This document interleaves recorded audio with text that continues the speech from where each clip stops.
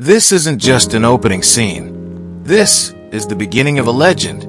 Meet Naruto Uzumaki, the boy who started with nothing, but became everything. From outcast to Hokage, from loneliness to leadership. This is the journey of Naruto Uzumaki.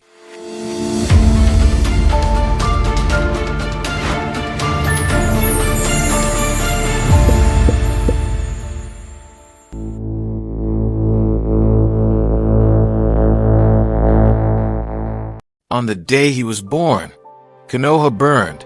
The Nine Tails attacked. His father died protecting the village. And Naruto was born into pain, sealed with a beast, feared by everyone. But destiny doesn't choose the easy path. It chooses the strong. And Naruto was stronger than anyone knew. Naruto didn't grow up with love or family. He grew up alone, mocked, feared, and rejected. The villagers saw him not as a child, but as the monster sealed inside him, the Nine-Tails Fox. Yet even when the world turned its back on him, he never gave up, because deep down, he believed in one thing, that no matter how dark your past, you can still shine bright. Maybe you felt this too.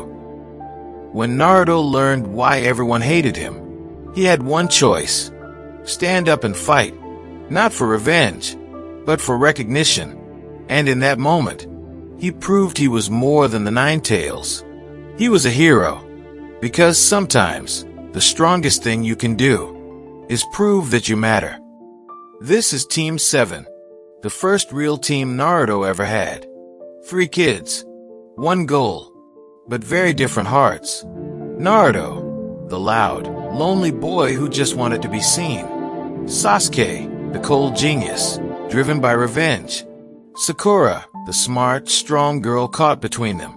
They didn't like each other at first. In fact, they barely got along.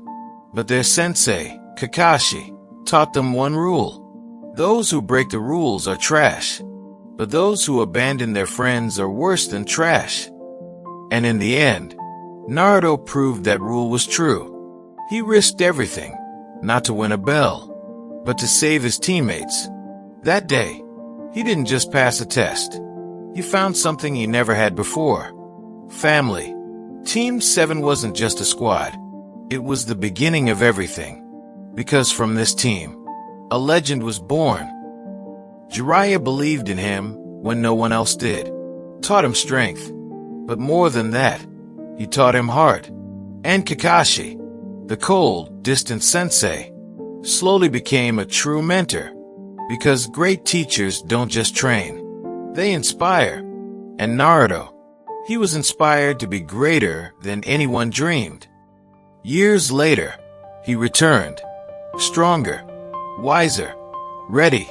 No longer just a village prankster, but the ninja who would change everything.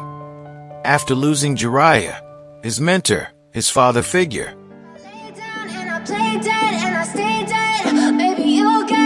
sick of being the monster out of my head, under my bed. Think you're something out of my nightmares. Seen it right there. But if I lay down and I play dead and I stay dead, then will you get bored of killing? Naruto faced the man responsible. Pain. Most would seek revenge. Naruto chose something else. I can feel the sweat inside my palms. Play with me like cats and a string. You don't understand the pain it brings. You don't ever want to give me wings. He chose forgiveness. Instead of hatred, he offered hope. Instead of war, he offered peace.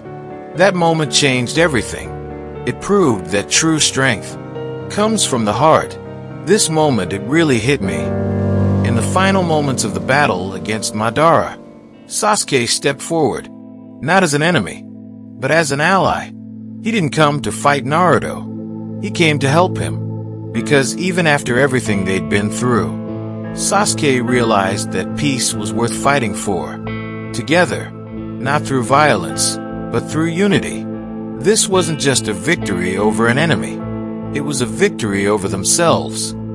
After years of struggle, after every loss, every failure, Naruto reached his peak. Six-Path Sage Mode, the ultimate form of balance and power. He didn't win because he was the strongest. He won because he understood what others did not. True power comes from wisdom, not force. I think it's good if I remind you of this too. Obito wasn't always a villain. He was once a boy. Just like Naruto, he lost his friends. He lost his hope. And he decided the world was beyond saving. So he chose war. He chose revenge. He wanted to trap everyone in a dream. But Naruto refused to give up on him.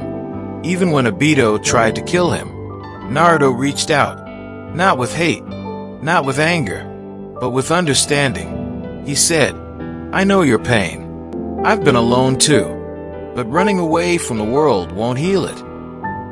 And in that moment, Obito remembered who he used to be. The boy who believed in peace. The boy who wanted to be Hokage. Before he died, Obito smiled, and he said, "Maybe you're the true hero." Because Naruto didn't just fight enemies. He saved them. And that's what made him different. That's what made him a legend. Maybe you felt this too. After years of rivalry, pain, and loss, they finally clashed at the Valley of the End. Not just fists. Not just power, but two ideologies. Peace versus power. And neither backed down. Madara Uchiha had awakened the power of the Ten Tails and threatened to destroy the world with infinite Tsukuyomi. But Naruto stood against him, not just to win a fight, but to prove that peace could triumph over hatred. But this wasn't just Naruto's fight. It was about proving that peace could triumph over hatred. After that, when Kaguya threatened all of reality, Naruto didn't go alone. He stood with friends, with rivals, with those who believed in peace. Together, they sealed her away and changed the fate of the world. Because true strength isn't about winning a fight. It's about protecting what matters most. I think this moment changed everything. This wasn't just a fight. It was the final clash between two brothers, raised by pain, shaped by loss. Naruto believed in peace. Sasuke believed in power. One fought to bring people together. The other fought to stand alone. They clashed at the Valley of the End, the same place they first fought as children. But this time, it wasn't about winning. It was about proving that their pain had meaning. And when the dust settled, neither won, but both lost. They looked at each other, broken, bleeding, and exhausted. And in that moment, they finally understood. Not as enemies, not as rivals, but as brothers. Because even when they fought like enemies, they were never truly apart. That's the power of belief, of never giving up, not just on dreams, but on people. After years of pain, after being hated, rejected, and alone, Naruto finally found what he always dreamed of. Not just power, not just recognition, but love. Hinata had believed in him since the beginning. When no one else did, she stood in silence, cheering for him. And in the end, he saw her, not just as a teammate, but as the woman who never gave up on him. They stood together, not as hero and fan, but as equals. And in that moment, Naruto wasn't just a Hokage. He was a husband, a father, a man at peace. Because true strength isn't just in battle. It's in the courage to open your heart after a lifetime of being closed. And Naruto, he finally came home. In the end, Naruto achieved his dream. He became the 7th Hokage, the leader of the village that once hated him. He raised Boruto and built a future of peace.